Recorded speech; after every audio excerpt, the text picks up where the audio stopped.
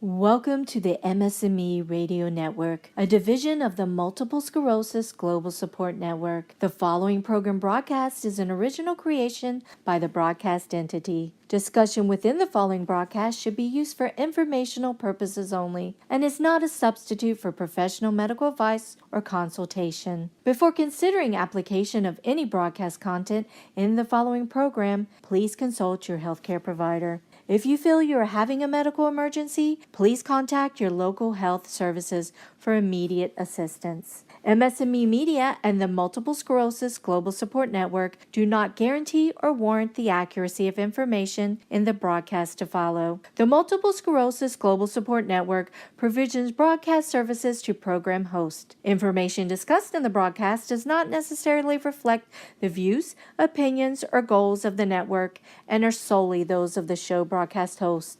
Should you wish to host a broadcast, please visit our website at msmemedia.com and submit a request to become a program host. We thank you for listening to the MS&Me Radio Network. Enjoy the show.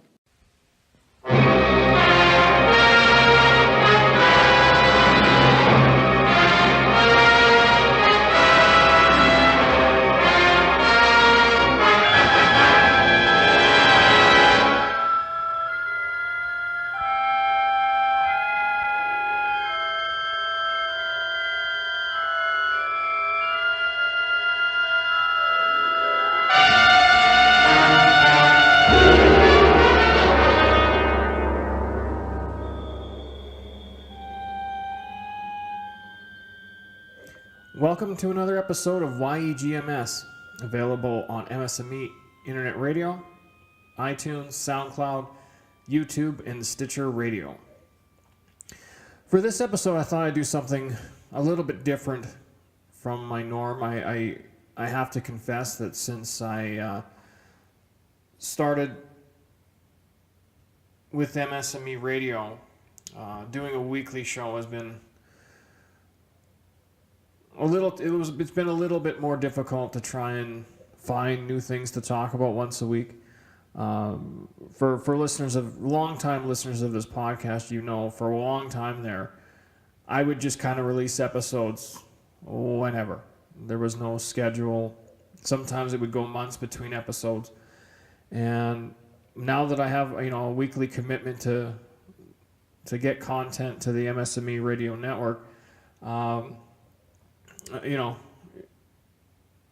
even though it's a shorter show than it used to be, a half an hour versus, I didn't really have a time limit previously. I'm trying to think of new ways to have fresh content every week, and I suppose one of the ways I've thought about is looking back into things that I've written. So maybe they're not so fresh, but hopefully they're fresh to the people that are listening. The other day, I was actually on my blog at ownmultiplesclerosis.com, and I was sifting through it because I wanted to figure out when I had started it. For whatever reason, I couldn't remember exactly when I started the blog.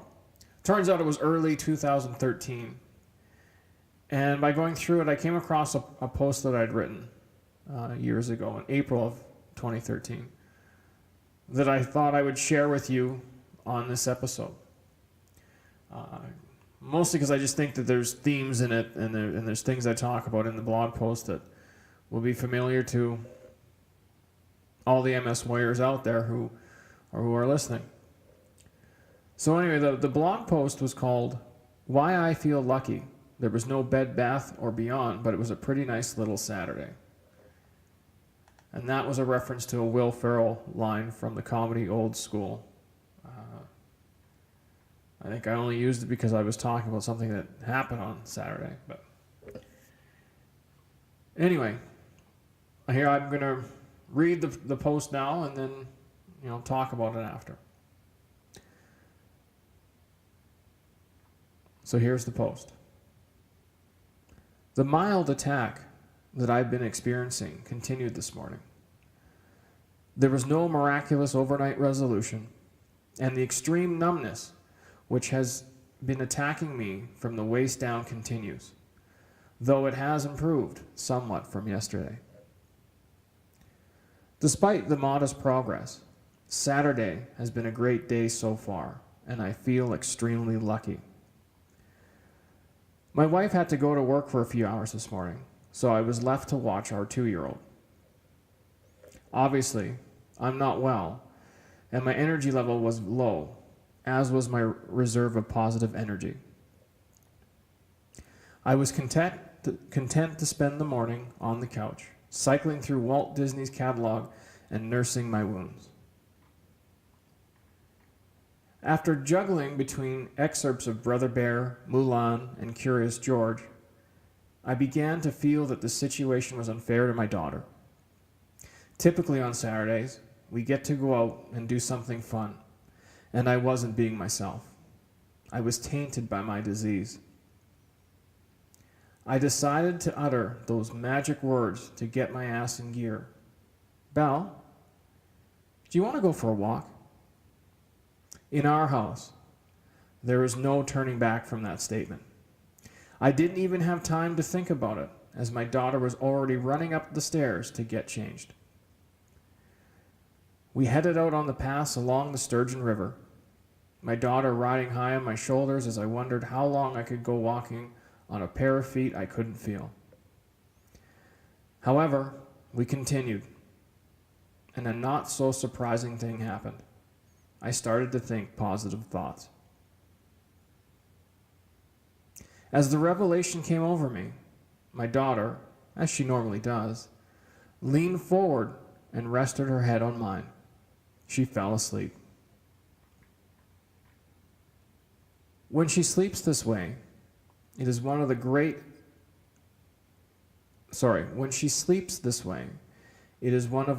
small pleasures in my life. It is both comforting and relaxing. It was at this moment I began to realize how lucky I am. The current attack I am experiencing could morph into something horrible, a fact that I live with every day. But at least I've had the opportunity to experience a simple moment with my daughter. My life could have turned out much, much worse. She is lying beside me right now on the couch as I write this. She is engrossed in both a bowl of grapes and the Lady and the Tramp. And even though I'm still not 100%, it has been a pretty nice little Saturday. So that was the post. And the reason why I shared it is I think, like I said, I think that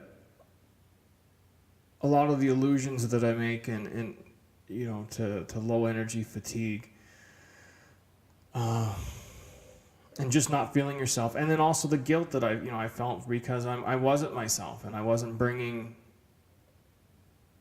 my full faculties to the table with my daughter and my family. And I think that's tough. I think we all deal with that. We all deal with times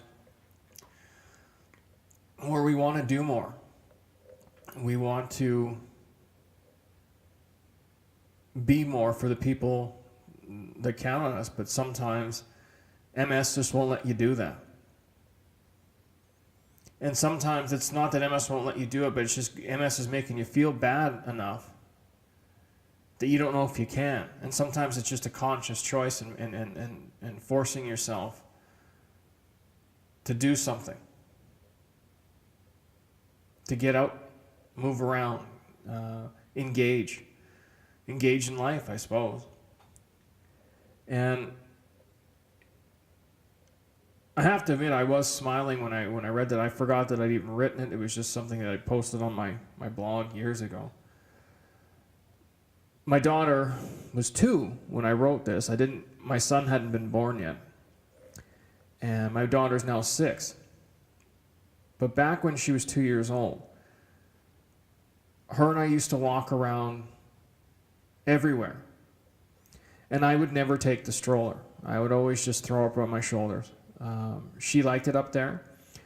And as I noted in the post, she used to, after a while, she'd fall asleep. And when she'd do, she'd just kind of curl and lean forward, cross her arms on my head, and then rest her head on top of it, and she'd be sound asleep. And I can remember numerous times where we'd get home from wandering around down by the trails by the river or wherever we went, and I would transfer her from my shoulders into her crib, and she wouldn't wake up. And I remember the first time she fell asleep like that, I was stunned. My wife's an acupuncturist, and she takes patients in the evenings after I get home from work. And any of you who have small children know there's that time in the day where it's really, really tough because the kids are tired, they're hungry, it's the end of the day, they don't really want to go to bed, they know it's coming, and it can be somewhat chaotic. So what I used to do when my wife and I would do the change off and she'd go off to work and I'd take over at home, is there was a park not far from where we were living at the time, and I would walk Belle over there and let her rip around on the slides, the monkey bars, and all that stuff. And then we'd walk home, and it was one of these nights when we were walking home from there, and it's probably, I don't know, 6:30 in the evening. And she'd fallen asleep like that. And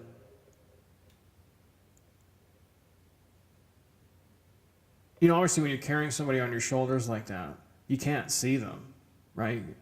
And I felt her head, like I felt her resting on my head, her head and hand. But I couldn't imagine that somebody could actually fall asleep like that. Well, of course she did. And I didn't realize till I got in the door, because I went to get her down from my shoulders, and then when I had her in my arms looking in front of her, I'm like, holy cow, she's asleep. But they're just really, really good memories. They're really precious memories that, I'll carry with me for as long as I'm spinning on this globe. And, the funny thing is and the nice thing is I remember that. The attack that I'm referencing here, I don't remember. I don't recall. The truth is, since the big attack that kind of knocked me out in 2006, my attacks haven't been that bad, and they've been really. I haven't really had an attack in years now. For all I know, this one in 2013 that I'm referencing, that could be very well could be sort of the last flare up where I've experienced like real physical symptoms. I've had numb feet, numb hands for years, and that's never changed.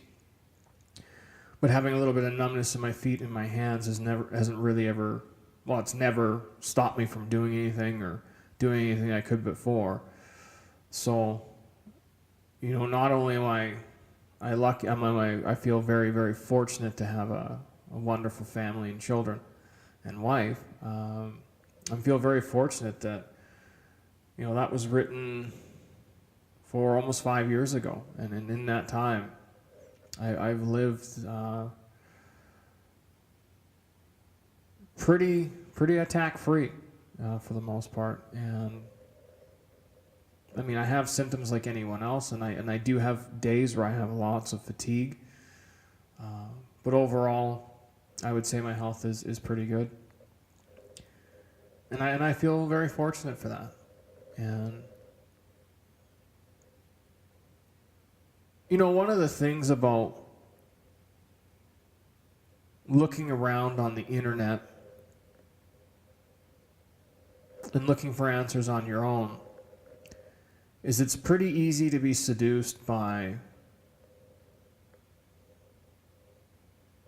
this particular miracle diet plan. If you do these exercises, if you take this oil, I'm sure if you're listening to this, chances are you have kind of snooped around, looking for answers. And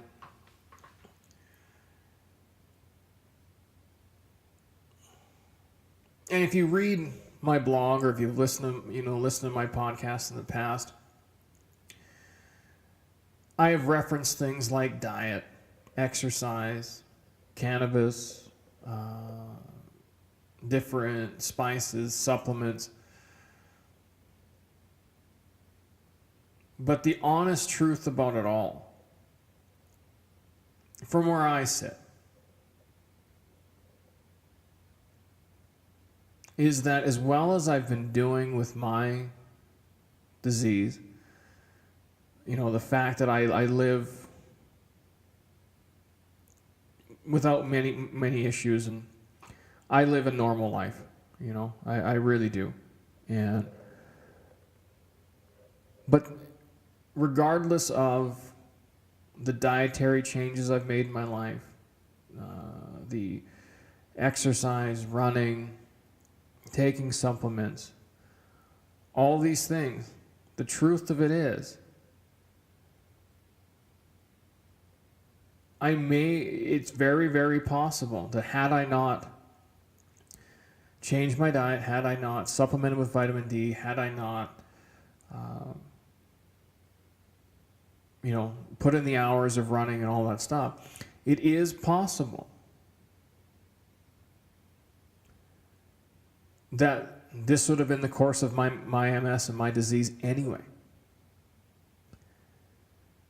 And I don't say that to be shocking. I just say it to be honest. I mean, I can't prove to anyone listening that the diet changes I made, the exercise, the supplement, I can't prove that any of it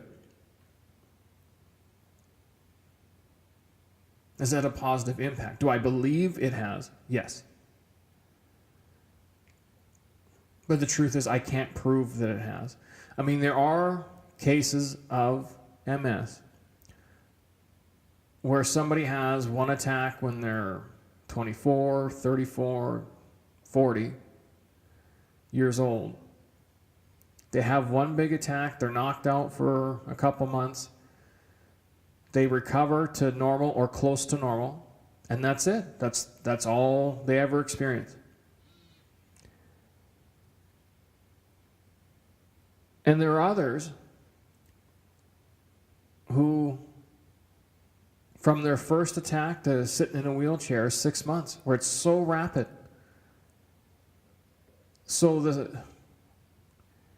And the reason why I offer this, I think it's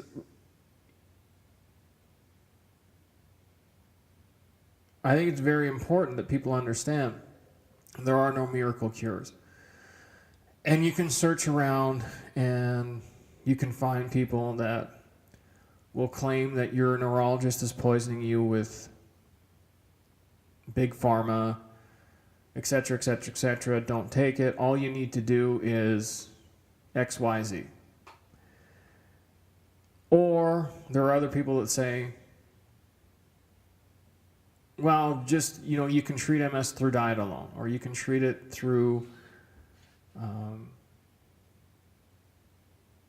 I even read years ago about somebody out of New Zealand was claiming if you get stung by bees enough, that would do it. So, but the honest truth is nobody knows. There's so many unknowns. Just look at the disease-modifying therapies and look at, the literature that's supposed to prove that they have enough. Even the DMTs, which, full confession, I take Tecfidera every day. I already took it this morning. But the truth be told,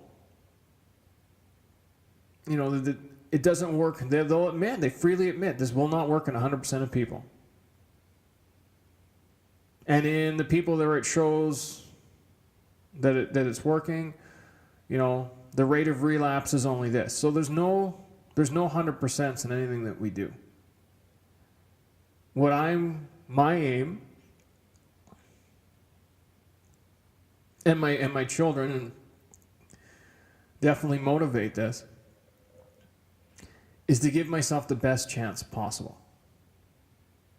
And in doing so, anything I take on, because I get emails. I wouldn't say, it's not like I get hundreds and hundreds, but I do get emails, I would say on a monthly basis, asking me if I heard of this diet, or have you ever tried this diet, or which diet are you using, or which supplement are you using? Have you heard about this or that?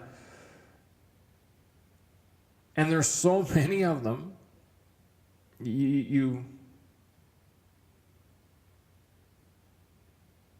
I guess the point I'm trying to make is I try and look at anything that, I'm made aware of, and look at it and think, do some research on it. Is there enough evidence that reasonably I can see that this may have some benefit, and with the caveat, I'm not doing any harm to myself? So I'll use an example, because I know one of the things that gets searched the most to land people on my blog is it's MS warriors looking for dietary advice. And years ago, I'd written some stuff about Dr. Terry Walls. If you haven't heard of her, she's a medical doctor who had very, very progressive MS. She changed her diet, ended up getting out of a wheelchair and being able to move around. The dietary plan that she follows, this is a very, very quick Cole's Notes version of it, but is basically a paleo diet with a real emphasis on nutrition. So, and you can look up Dr. Walls. Anyways, that's one of the common things that's on my site. So I started following like a paleo style diet. I've admitted over the years I do cheat, at least once a week. But for the most part, no gluten, no soy, no dairy, you can go through the list.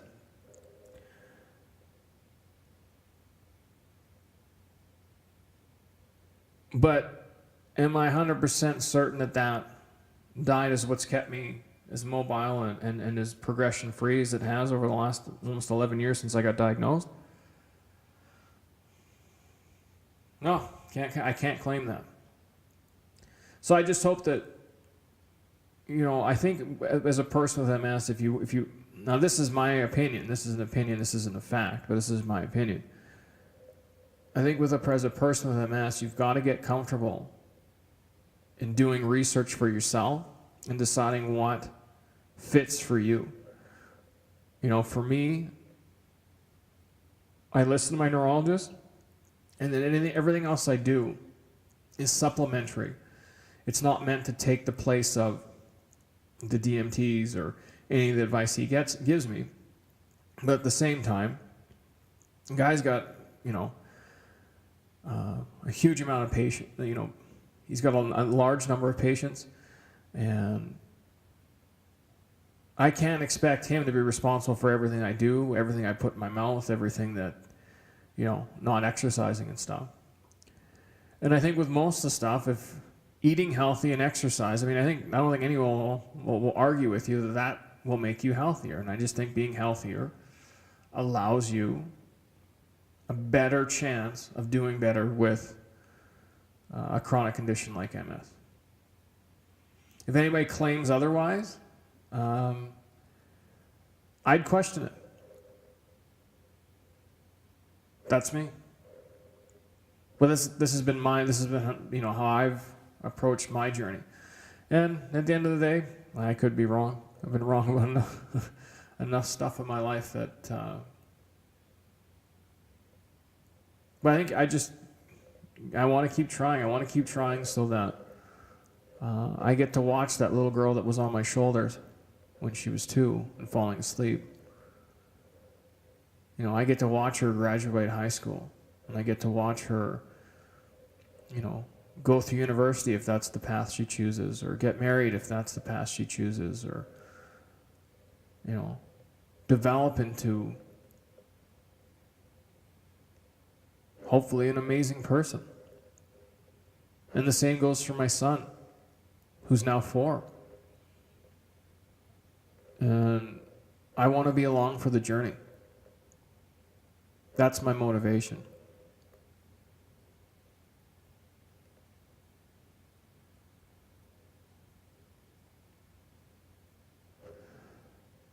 So, that was kind of something that I'd written a few years ago, and sort of the tangent following talking about it. I have a few minutes here before I hit my my 27-minute window. So I would like to encourage anyone listening out there, if you're listening on YouTube or SoundCloud or Stitcher Radio, do an internet search for MS&Me Radio. It's an internet radio station dedicated towards people with MS. And I think the way they're branding it is infotainment. And I think that, I think it's a great place. And I think anytime communities form, either online or in real life, of people with, something common like multiple sclerosis, I think it's a good thing. I think you can learn. I've learned so much from other MS warriors, and it's just feeling supported. I remember the MS Bike Tour in 2015, the Leduc to Camrose ride. And that's Leduc, Alberta, Canada to Camrose, Alberta, Canada for my listeners who are outside of Canada. My friend Dave rode it for the very first time. And how Dave and I met was through a mutual love of hockey. And anyway, we rode the day one of the ride. He'd never done an MS Bike Tour before. And if you haven't done one, I know they're not just in Canada, they're all over the place. I would suggest giving it a try. It's a pretty positive event, and this is why. So Dave and I rode together for about 3.5 hours getting from Leduc to Camrose. We get into Camrose, and Dave just had no sense of the size and the scope of this particular ride. I think that year there was about 2,100 people riding. And that night when we went into the Camrose Exhibition Center for dinner, I mean, you've got 2,000 people all there for dinner, and then they have all the speeches and stage. Dave got a little teary-eyed, and I said, "Are you okay?" He said, and he just looked at me and goes, "Man, I just didn't know we had this kind of support." And I think that's the key, is the support. So definitely search out MS&Me Radio. It's a great place to just go and find people that are going and experiencing the same stuff as you. As always, if you want to be a guest on this show, send me an email to Sean, S-E-A-N, at ownmultiplesclerosis.com.